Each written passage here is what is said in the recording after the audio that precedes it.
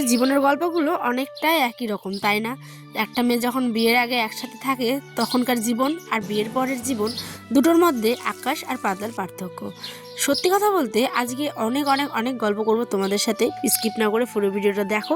Hello everyone, welcome to my new video. তোমরা কেমন আছো সকলে? আশা করছি ভালো আছো, সুস্থ আছো। 2 দিন তো হয়ে গেছে, তোমরা দেখেছো ব্লগে বাবার বাড়ি এসেছি, এমনি আছি। কি করবে? এই যে শুনলে, এটা হচ্ছে আমার দাদি। এই দাদিটাকে যে দেখলে, এই দাদিটাই হচ্ছে আমার আসল দাদি বলতে পারো। কেন বলছি বলো তো? কারণ আমার এই দাদিটাই আমাকে ছোট্ট থেকে, আমার আরেকটা দাদি আছে, তো ওই 2 দাদি মিলেই কিন্তু আমাকে ছোট্ট থেকে, যখন আমার মা থাকতো না, কাজে কর্মে বেরিয়ে যেত, আইসিডিএসের যেহেতু তখন কাজ করতো, তো সেই কারণে খাওয়া দাওয়া বলে নিজেরাই খাইয়ে দিত, জানো। নিজেরা ফুটন্ত দুধ গরম করে আমাকে খাওয়াতো। এরকম হাজারো স্মৃতি আছে এই দাদিদের সঙ্গে যুক্ত।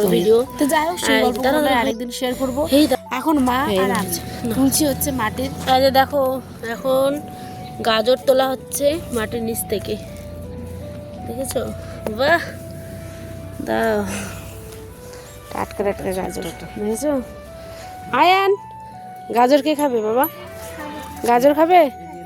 ফ্রেশ গাজর একদম। আমার বাবার সাধারণ একটা গ্রামের মধ্যে সবজি বাগান বলতে পারো।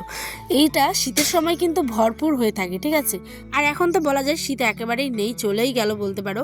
তো এইখানটা দেখো কত রকম গরমের জন্য পেঁপে গাছ, মূলো, গাজর, মূলোটাও শেষ হয়ে এসছে, এটা গাজর। তারপরে ওইদিকে অনেক রকমের শাক, বাপরে বাপ, পুরো লাল শাক, খুঁড়িয়া শাক, নোনচা শাক, হেলেঞ্চা শাক, তিতারি, আলু পাতা, রসুন, পেঁয়াজ, লঙ্কা থেকে শুরু করে বেগুন, আনারস, দেখতেই পাবে তোমরা। দেখো, এটা কি আনারসের গাছ?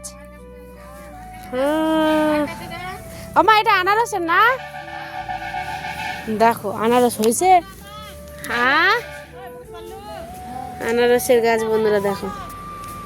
এই তো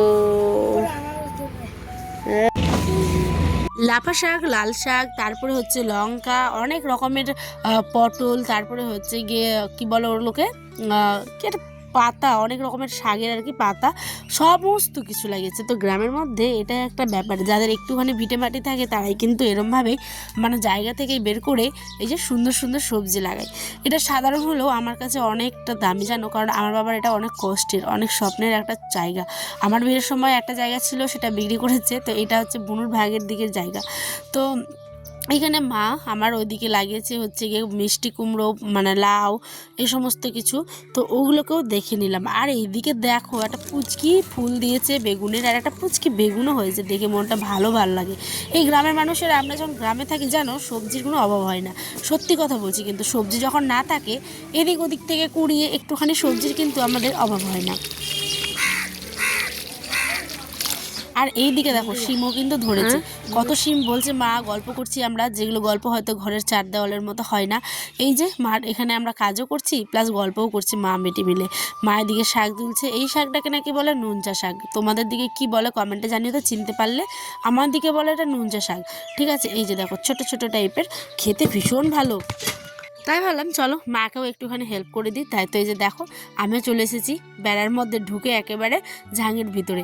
উপরের ঝাংটা তো আর কিছু নেই, ওখানে লাগিয়েছিল পটল, এখন আবার ছোট ছোট চারা লাগিয়েছে, যেহেতু আগে লাগিয়েছিল সেগুলো আবার খাওয়া হয়ে গেছে শেষ। দেখো পেয়ারার গাছ, লাল কুড়িয়া, সাদা কুড়িয়া।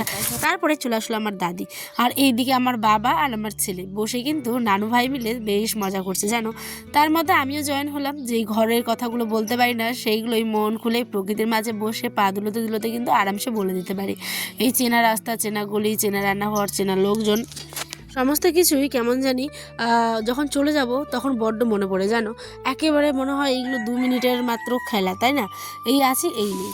দেখতে দেখতে এত সুন্দর ফুল দেখতে পেলাম, নয়নতারা ফুল এটাকে আমরা বলি, তো খুব ভালো লাগে। আর এই দিকে দেখো আমার মুখ চর্চা করা নিয়ে আমি একটুখানি ব্যস্ত হয়ে গেছিলাম তখন, কারণ আমার শ্বশুরবাড়ির দিকে তো এই গাছগুলো পাওয়া যায় না। অ্যালোভেরার জেল একটু মুখে লাগিয়েছিলাম, তারপরে হয়ে গেছে এদিকে ইফতারের টাইম।